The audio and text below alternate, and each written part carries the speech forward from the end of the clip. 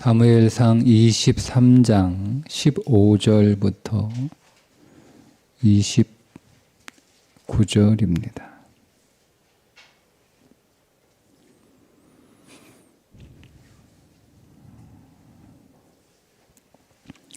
다윗이 사울이 자기의 승경을 빼앗으려고 나온 것을 보았으므로 그가 십광야 수풀에 있었더니 사울의 아들 요나단이 일어나 수풀에 들어가서 다윗에게 이르러 그에게 하나님을 힘있게 의지하게 하였는데 곧 요나단이 그에게 이르기를 두려워하지 말라.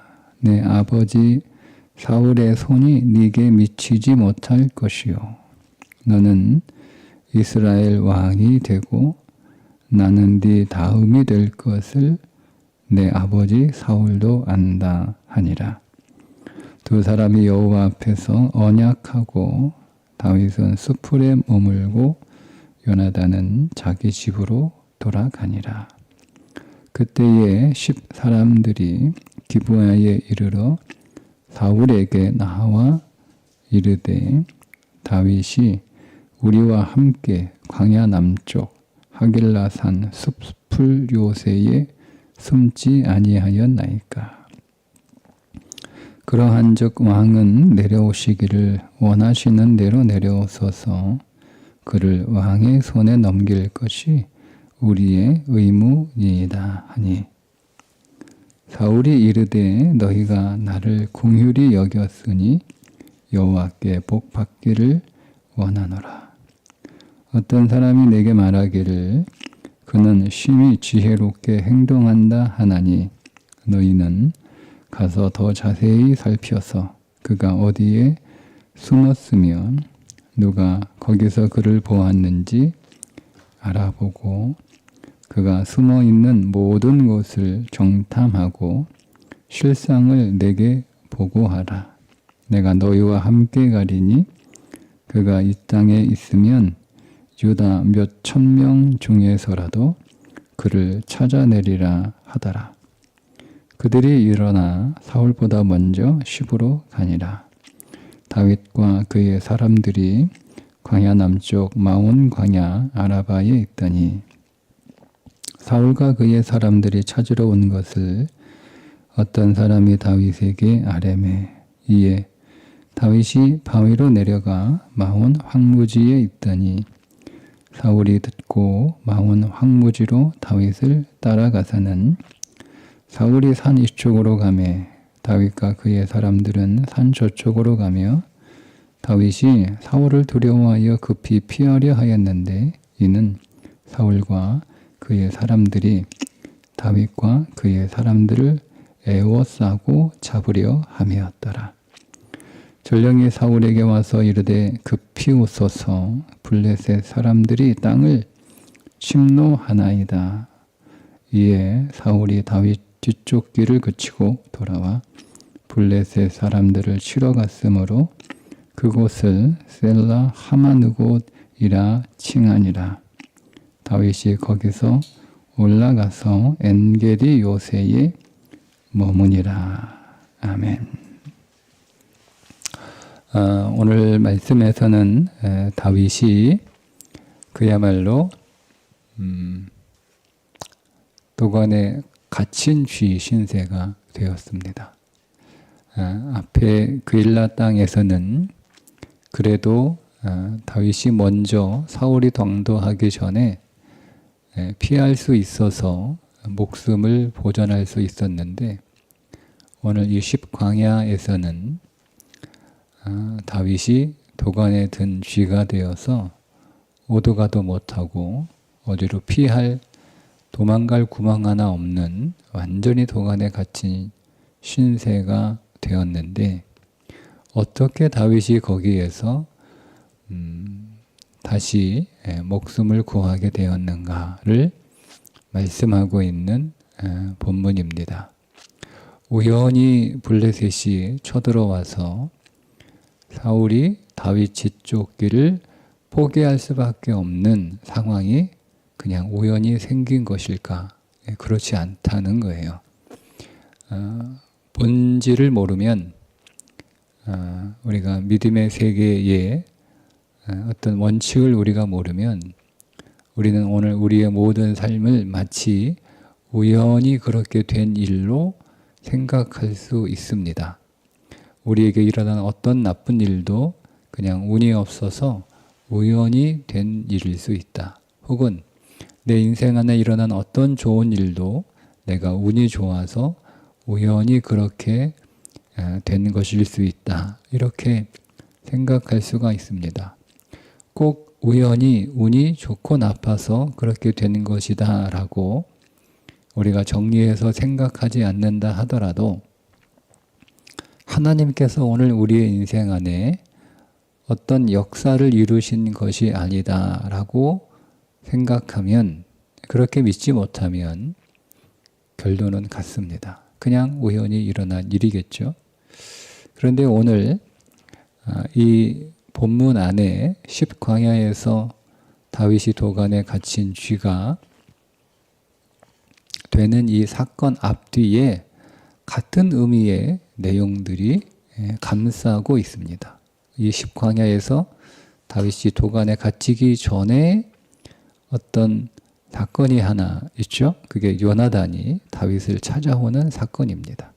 그리고 이 10광야에서 다윗이 목숨을 보존하고 사울이 블레셋의 갑작스러운 침략으로 돌이킬 수밖에 없었던, 그래서 다윗이 살아남을 수 있었던 이 사건 바로 뒤에 그가 머물렀던 엔게디 요새라고 하는 그 장소가 언급되고 있습니다. 이게 같은 의미의 말씀이 앞뒤로 감싸고 있는 거죠.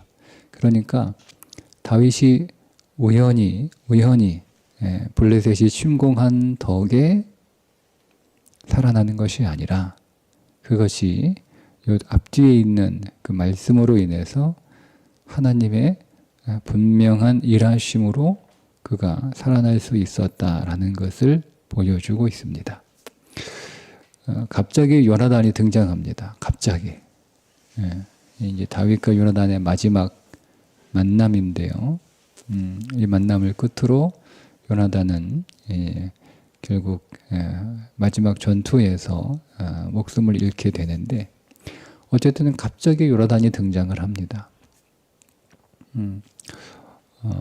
요나단이 다윗이 은신하고 있는 10광야 숲으로 찾아옵니다. 찾아와서 요나단이 다윗에게 뭐라고 얘기하냐면 하나님을 힘있게 의지하게 합니다. 그러니까 요나단이 다윗을 만약 위로하고 또 힘을 주기 위해서 찾아오는 것이라면 현실적인 다른 많은 이야기들이 있겠죠. 걱정하지 마라. 내가 항상 아버지 곁에 있어서 아버지가 군사를 이끌고 움직일 때마다 내가 너에게 전가를 보내겠다. 아니면 아버지가 너를 추격하고 너를 잡으려고 할 때 내가 항상 아버지와 동반해서 내가 길을 터주겠다. 뭐 이렇게 여러 가지 현실적인 도움이 되는 그런 약속을 할 수 있지 않겠어요? 근데 우리가 언뜻 보면 이게 별로 그렇게 크게 위로가 될 것 같지 않는 그런 말을 요나단이 합니다. 하나님을 힘있게 의지해라. 그러니까 우리가 누가 정말 인생의 사면 초가에 갇혀서 정말 두려워하고 정말 그 잠 못 이루며 고통스러워할 때 누군가 찾아와서 힘내세요. 하나님 열심히 믿으세요. 여러분 이렇게 얘기해 주는 거하고 똑같은 거예요. 그게 어떤 자에게는 믿음의 위로가 되기도 하겠지만, 그러나 그런 위로가 될 수 있는 사람들은 보통 믿음의 사람들이 아니죠. 대부분 이제 그냥 우리가 그 사람에게 찾아가서 뭔가 내가 도움을 주면 좋겠는데 내가 현실적으로 그에게 도움을 줄 수 있는 그런 능력은 없고, 그렇다고 못 본 척하고 이렇게 가만히 있었자니 또 그것도 아닌 것 같고, 찾아가서 뭔가 위로를 해야 되는데 마땅히 현실적으로 그에게 분명한 위로를 해줄 것이 없으니까 우리가 주로 하는 게 하나님이 함께 하실 거예요. 하나님 믿으세요. 하나님 의지하세요. 뭐 이렇게 얘기하는. 그렇게 이제 보통 우리가 그렇게 얘기하고 보통 그거를 그렇게 듣습니다. 요나단이 그렇게 지금 하고 있는 거예요. 다윗에게 가서 두려워하지 말고 하나님을 힘있게 의지해. 네가 왕이 되고 나는 너의 신하가 될 거라는 것은 우리 아버지도 잘 알아. 그러면 뭐하러 지금 사울이 자기를 이렇게 죽을 둥 살 둥 막 자기를 쫓아다니는 거예요. 근데 여러분 이게 오늘 뭐라고 얘기하고 있냐면 성경은 요나단이 다윗과 언약했다라고 나와요. 언약. 그러니까 뜬금없이 요나단이 다윗을 찾아와서 다윗과 언약을 또 맺는 거예요. 요나단이 다윗과 언약을 많이 맺습니다. 계속 맺죠. 다윗과 마지막에 헤어질 그 에스첼 바위에서도 언약을 맺잖아요. 근데 그리고 또 찾아와서 요나단이 다윗과 언약을 또 맺어요. 또 맺어요. 예, 여러분 여기서 이 언약은 뭐 새로운 언약이기보다는 다윗과 요나단 사이에 맺었던 그 언약을 다시 확인하는, 언약을 다시 한번 확인하는 그런 의미가 더 크죠. 근데 그것이 더 분명하고 더 확정적입니다. 그 내용이 뭐냐면 처음에는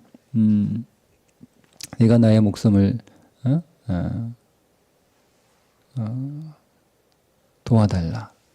두 번째는 나의 후손들을 내가 지켜주라. 그죠? 세 번째는 네가 왕이 되고 내가 너의 신하가 될 것이다. 이렇게 되는 거예요. 이것이 다윗에게 위로가 되고 힘이 되는 거예요. 언약. 여러분 오늘 우리가 인생의 다윗과 같은 사면초가에 거하게 될 때 오늘 우리가 기억해야 될 것은 우리 안에 있는 하나님이 그리스도 안에서 맺은 언약이라는 사실이에요. 그 언약. 그 언약을 우리가 의지하는 거예요.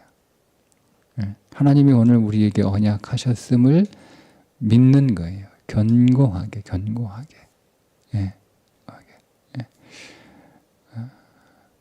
내가 주님 앞에 나와 주님이 내 인생의 주인 되시고 내 인생을 지키시고 보호하시고 책임지시겠다고 내가 너를 버리지도 떠나지도 않으리라 약속하신, 나를 포기하지도 않으시겠다고 약속하신, 나를 사랑하실 때 끝까지 사랑하시겠다고 약속하신, 내가 너희와 항상 함께 있겠다고 주님이 약속하신 그 약속을 하나님 내가 믿습니다. 그 약속에 계속 거하는 거예요. 그 약속에 거하는 거예요. 그게 우리에게 진정한 위로가 되는 거죠. 위로가. 여러분 요나단이 자기 힘으로 다윗을 도와준 듯 어디까지 얼마나 도와줄 수 있었겠어요. 물론 요나단이 최선을 다해 걱정하지 마. 내가 항상 너를 위하여 애쓰고 있으니까 내가 도와줄 테니까 내가 네 힘이 될 테니까 걱정하지 마. 그 현실적으로 위로가 돼요. 왕의 아들이 자기를 지켜준다고 하니 얼마나 큰 위로가 되겠어요. 그러나 요나단이 현실적으로 언제까지 혹은 어디까지 다윗을 도와줄 수 있을까? 요나단도 어차피 사람이니까 그의 마음은 다윗을 끝까지 도와주고 싶지만 그렇지 못할 수 있는 상황들은 계속 발생하는 거고, 사울이 계속 번번이 이렇게 다윗 추격을 실패할 때마다 이거 우리 안에 내부 첩자가 있나 보다. 저거 아마 요나단이 분명하다. 뭐 이렇게 해서 요나단을 제외시킬 수도 있는 거고. 그러나 하나님은 항상 다윗과 함께 하시고 그를 돕고 계시니 하나님의 손은 사울의 손보다 강한 손이시니 제일 잘 도와줄 수 있는 분이 하나님밖에 없는 거예요. 다윗이 거기서 이제 힘을 얻습니다. 근데 이 십광야에서 다윗이 처한 위기는 앞에 그일라에서 처했던 위기와는 사뭇 달라요. 훨씬 강도가 심합니다. 일단은 10사람들이 밀고를 합니다. 근데 밀고만 하는 게 아니라 자기들이 다윗을 사울에게 넘길 의무가 있다라고 얘기를 해요. 그러니까 사울만 다윗을 잡으려고 하는 게 아니라 10사람들이 다윗을 잡는데 도와주겠다는 거예요. 함께 하겠다는 거예요. 그러니까 결국 이 10사람들도 다윗의 대적이 되는 거예요. 근데 여러분 10사람들은요 유다 지파 사람들이에요. 다윗과 같은 지파 사람들이에요. 다른 지파가 아니에요. 여러분 이 다윗이 그 사실을 알게 되었을 때 얼마나 여러분 마음에 낙심이 되고 상처가 되겠어요. 다른 사람들도 아니고 내 같은 지파 친척들이란 말이에요. 친척들. 그 가까운 사람들이 자기의 목숨의 보존을 위해서 자기들의 이익을 위해서 지금 다윗을 넘기는 거잖아요. 더 상황이 심각해요. 두 번째, 사울이 그일라에서 실패했잖아요. 다윗이 빠져나갔단 말이에요. 자기가 가기도 전에. 그러니까 그 한 번의 실패의 경험을 했던 사울로서는 이번에는 그런 실패를 하지 않으려고 아주 단단히 마음을 먹고 계획을 세우잖아요. 10사람들에게 뭐라고 얘기해요? 다윗이 그 용이 주도한 놈이니까 무턱대고 우리가 그일라처럼 공격해서는 또 쥐새끼 마냥 빠져나갈 테니까 너희들이 먼저 다윗이 어디에 있는지 정확하게 정탐을 해서 그 장소를 나에게 미리 알려달라. 그렇게 해서 사울이 그 정보를 듣고 십광야로 내려가서 완전히 포위를 해버려요. 오늘 다윗이 에워싸여 있다라고 나오잖아요. 완전히 포위된 거예요. 완전히. 그러니까 사울도 한번 실패를 했기 때문에 굉장히 치밀하게 준비하고 굉장히 치밀한 작전을 세우고 굉장히 치밀하게 움직인다는 것을 우리가 알 수가 있습니다. 그러니까 여기에서는 다윗은 진짜로 도간에 갇힌 쥐가 돼요. 앞뒤로 사울과 그리고 사울의 군대와 또 뒤에는 또 다른 사울의 군대가 자기를 에워싸고 있는 상황이니까 어디 도망갈 틈이 하나도 없는 상황이에요. 근데 공교롭게도 그 시각에 블레셋이 이스라엘을 침략합니다. 공교롭게도. 결국 하나님이 하신 일이거든요. 하나님께서. 그 하나님은 이미 움직이고 계신 거예요.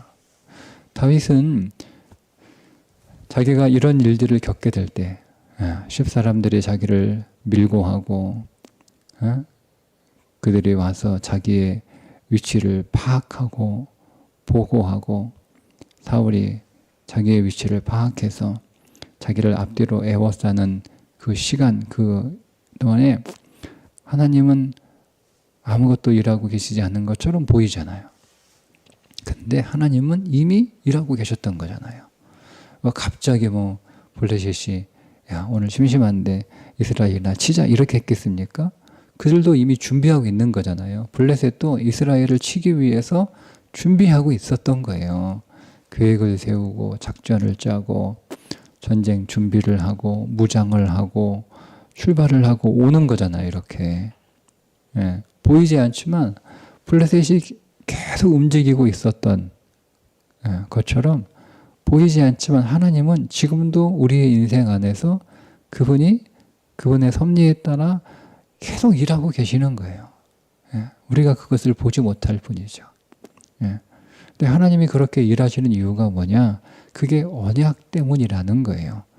이 사건 뒤에 사울이 어쩔 수 없이 괜히 다윗 잡으려고 군대를 지금 다 끌고 나왔는데 나라가 비어있는 상태에서 자기가 괜히 자기 욕심 때문에 야, 이거 도간에 든 쥐인데 이번에 이거 하늘이 내게 주는 기회인데 이거 놓치면 다시 기회가 없으니까 다윗 잡으려고 했다가는 이제는 나라가 통째로 넘어가게 생겼으니 돌이키지 않을 수 없죠. 회고를 합니다.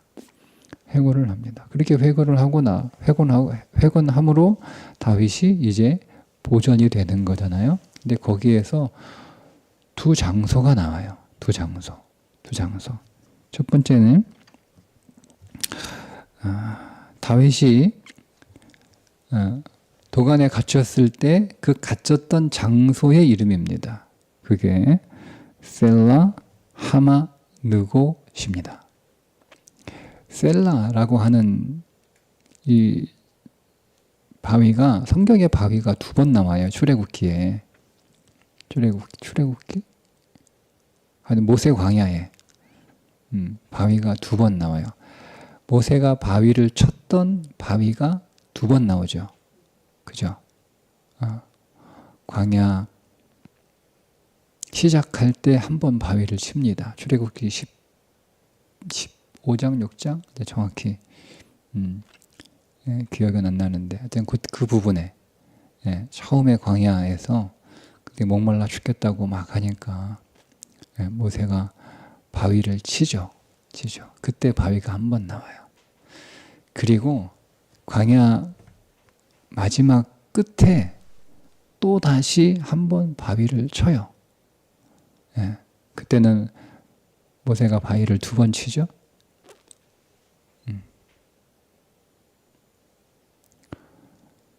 근데 그 2개의 바위를 지칭하는 바위의 명칭이 달라요.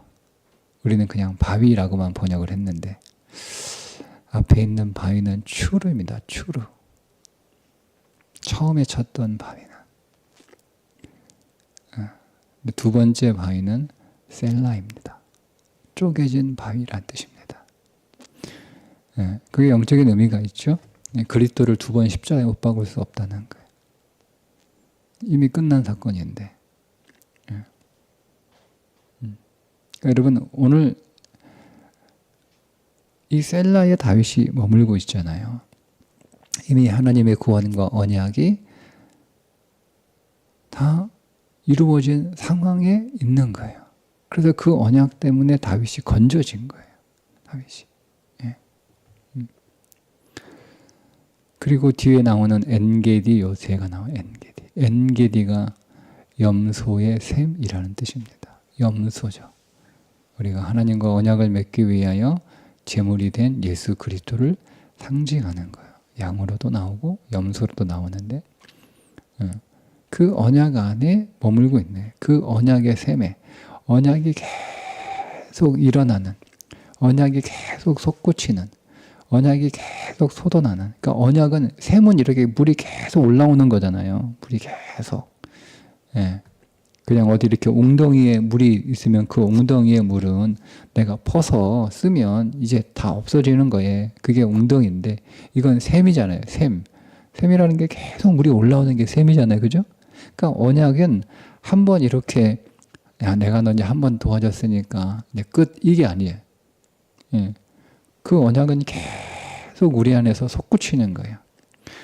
그리스도가 오늘 우리를 십자가에서 단번 죽으시고 우리의 모든 죄를 종결하셨으나 그분의 피가 우리를 죄와 사망에서 건져주시고 그분에게서 솟아나는 그 물이 우리를 지금도 계속 씻고 있음을 믿습니까?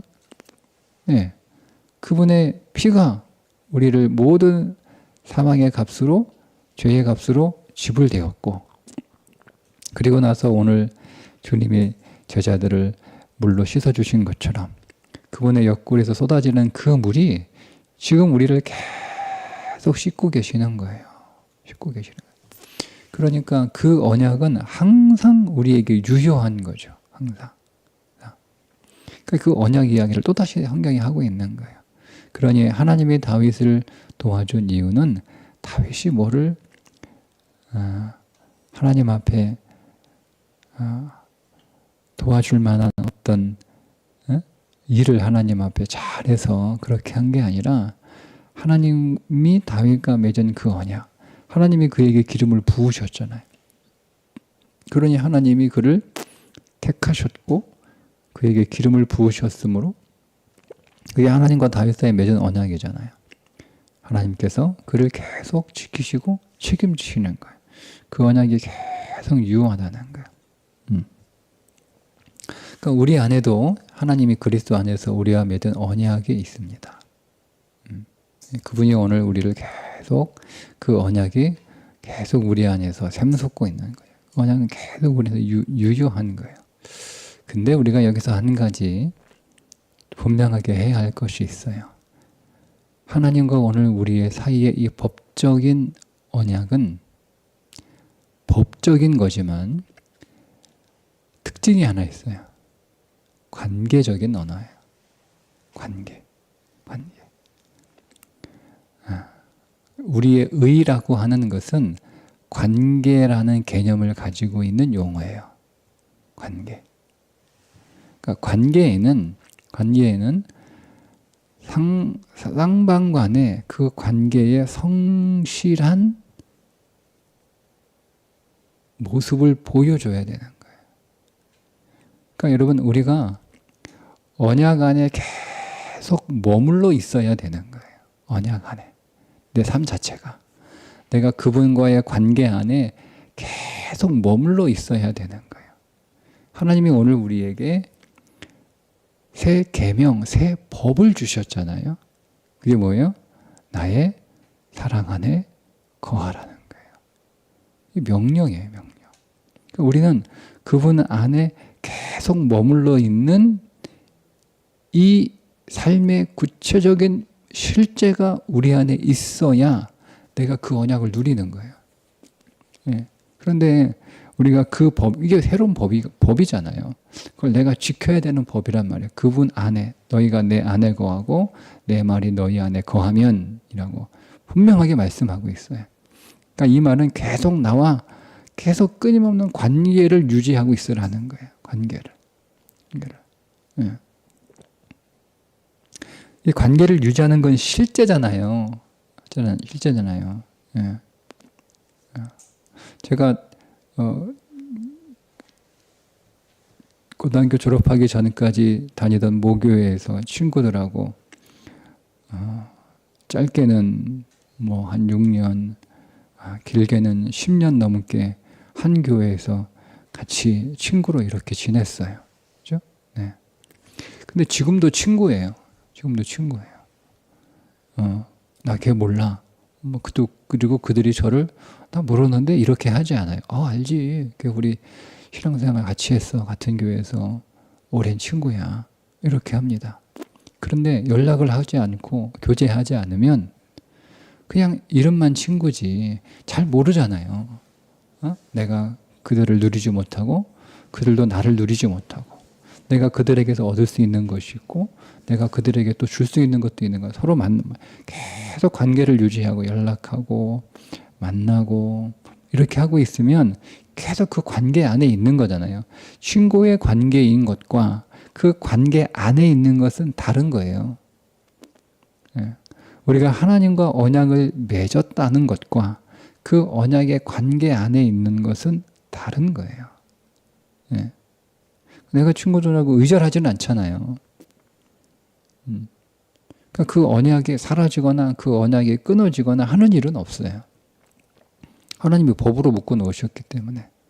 근데 우리가 그 언약 안에 머물러서 그 언약을 누리는 건 다른 거예요. 예. 그러니까 여러분, 다윗이 하나님의 언약 안에 계속 머물러요. 자, 그 사건이 앞에 우리가 어제 봤던 사건이에요. 그게 기도하는 사건이었어요. 그러니까 다윗이 하나님과 이 맺은 언약 안에 계속 그 언약이 유효하지만 여전히 그 언약이 유효하지만 다윗이 그 언약을 계속 누릴 수 있었던 것은 뭐냐면 그 언약 안에 계속 머물러 있었다라고 하는 거죠.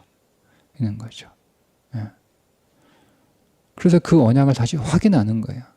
말씀 안에서 앞뒤로 요나단이 와서 언약을 확인하고 그가 있었던 두 장소, 그가 사울에게 갇혀 있을 때도 그가 언약의 장소, 그리고 그가 사울이 떠나고 난 뒤에 다시 어떤 요새에, 그러니까 그 언약이 엔게디 요새잖아요.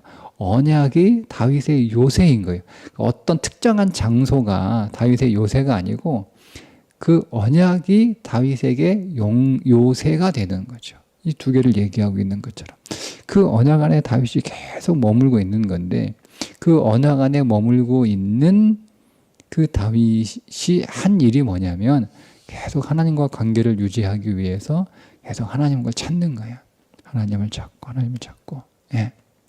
또 한 가지 미리 말씀드리면 제가 내일 할지 모르겠는데 다윗이 사울을 살려줍니다. 2번이나. 그죠? 네. 그 기도만 하는 게 아니죠. 하나님의 말씀 안에 계속 머물러 그 말씀을 순종하는 거예요. 2가지예요. 크게 하나님과 나 사이에 그 언약이 계속 내 안에 유효하지만 내가 그 언약을 계속 누리는 그 언약 안에 하나님과의 관계 안에 계속 머물러 있는 그분의 관계 안에 머물러 있어야지. 그 관계 밖으로 나가 있으면 그 언약을 누리지 못하는 거예요. 언약은 계속 유효하지만 언약을 누리지 못하는 거예요. 하기 위해서 요 사건 앞뒤로 크게 보면 처음에는 다윗이 기도하는 다윗이 나와요. 하나님 앞에 계속 묻잖아요. 또 묻고 계속 물어요. 그리고 사건 뒤에 다윗이 굴 안에 숨어 있을 때 사울이 들어오잖아요. 볼일 보러. 그 사울을 죽일 수 있는 조로의 기회예요. 그러면 사울을 죽이면 자기의 이 모든 문제가 일제히 다 끝나요. 다윗에게 있어서의 인생의 최대 걸림돌이며 유일한 걸림돌은 사울입니다. 사울 때문에 이 고생하고 있는 거예요. 네. 그런데 다윗이 하나님이 세우신 질서에 순종합니다. 하나님이 기름 부으신 자를 내가 마음대로 대할 수 없다는 거예요. 네. 그게 한 사건이지만 그 사건을 통해서 다윗은 계속 그러니까 내가 하나님의 말씀을 지키면 자기가 계속 불리해지는 거예요. 계속 불리해지는 거예요. 야, 네가 내 말씀에 순종했으니까 믿음의 선택을 했으니까 내가 바로 해결해 줄게. 이게 아니잖아요. 그로 인해서 다윗은 더 불리해져야 되고 더 힘들어져야 되고 더 어려워져야 되고 계속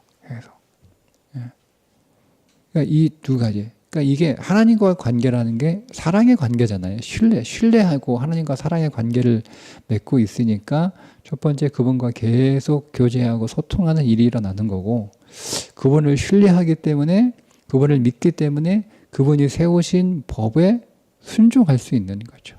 이 2가지예요. 이 2가지가 오늘 우리의 삶에 없는데 그냥 오늘 우리가 하나님하고 나하고 언약 맺었으니까 하나님도 나를 다윗처럼 도와주셔야 되는 거 아닌가? 도와주시겠지. 예, 여러분 이렇게 해서는 그 언약을 누릴 수 없어요. 예, 성경에 우리가 이 땅에서 하나님을 믿을 때 믿음 안에는 항상 여러분 잊어버리면 안 되는 요소가 하나 있어요. 믿음은 관계라는 거예요. 그걸 잊으시면 안 돼요. 그 관계가 깨어질 때 그때 우리의 믿음은 뭐가 되는 거겠어요? 종교가 되는 거예요. 차이예요. 종교와 신앙의 차이. 종교는 관계가 없어요. 네. 믿음은 관계예요. 그 관계를 계속 오늘 우리가 유지하기 위해서 우리가 여러분 그런 노력들을 하지 않으면 우리는 그 언약을 누릴 수 없다라는 거예요. 그러니 우리가 우리의 삶을 점검할 게 하나 있죠. 나는 하나님과 계속 그 사랑의 관계 안에 있는가라는 걸 점검하는 거예요. 계속. 네. 계속. 오늘도 하나님하고 연락하면서 지내야지. 하나님하고 소통하면서 지내야지.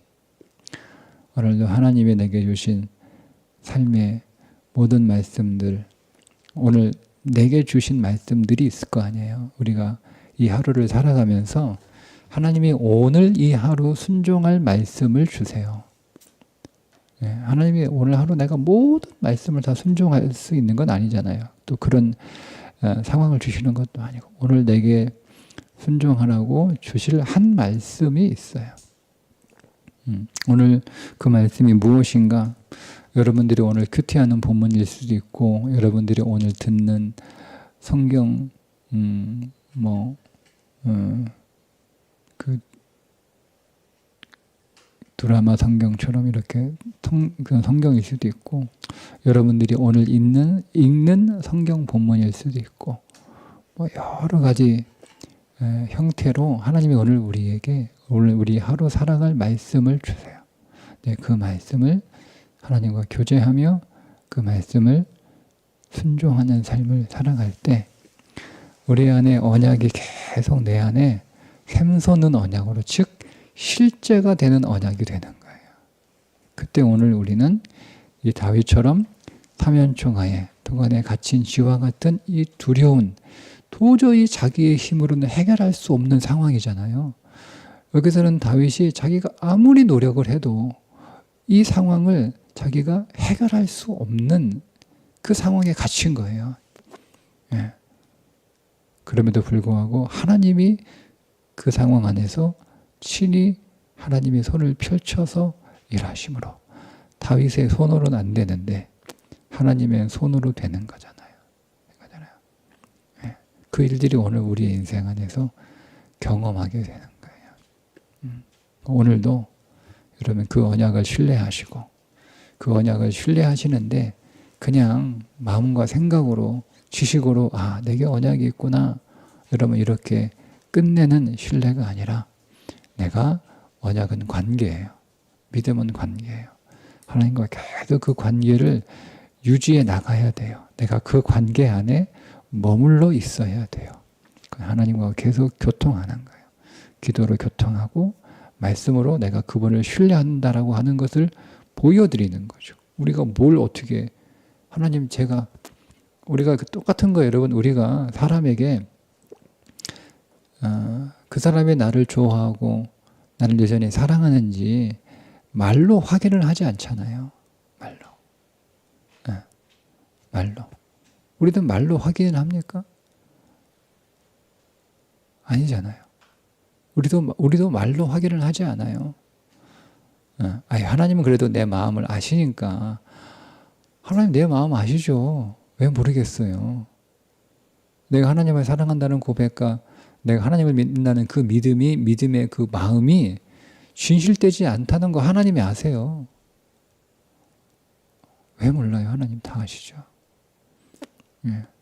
우리가 나 자신에 대해서 오해하고 있는 거예요. 내 마음은 내 믿음은 진실하다고 오해하고 있어요. 여러분 그렇지 않습니다.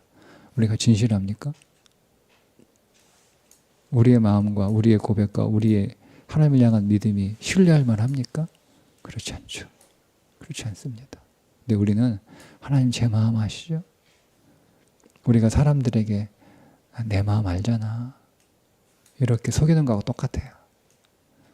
결국 우리의 그 마음을 온전하게 이끌어내는 건 우리가 그분 앞에 믿음의 순종의 삶을 살아가는 거예요. 그럴 때 그 마음이 더 온전해지는 거예요. 우리 안에. 요동하는 마음이잖아요. 거짓되다라고 말하면 그것도 틀린 말이죠. 정확히 말하면 요동하는 마음이잖아요. 이랬다 저랬다 믿었다 안 믿었다. 그죠? 근데 우리가 믿음 안에서 계속 순종할 때 그 믿음이 더욱 견고해지는 거예요. 그러니 우리가 하나님을 신뢰한다라고 하는 것을 우리의 삶을 통하여 그분에게 드러내야 됩니다. 그때 오늘 우리 안에 이 언약은 샘솟는 언약이 되는 거죠. 오늘도 그와 같은 날이 되시기를 주님의 이름으로 축복합니다. 기도하겠습니다. 하나님, 오늘 십자가에서 오늘 우리와 맺은 언약이 언제나 우리 안에 있음을 믿습니다. 오늘도 그 언약의 관계 안에 거하게 하셔서 주님과 매 순간마다 기도로 소통하게 하시고, 또 주님께서 오늘 우리에게 주신 말씀, 어렵지만 우리의 판단과 우리의 지식으로, 우리의 경험으로는 힘들다 하더라도 애써 그 말씀에 순종하고자 하는 믿음의 열심이 우리 안에 있게 하시고, 또 그 순종의 삶을 살아내는 능력을 우리에게 부어주셔서 오늘도 주의 사랑 안에 거하는 하루가 되게 해 주옵소서. 예수님의 이름으로 기도합니다. 아멘.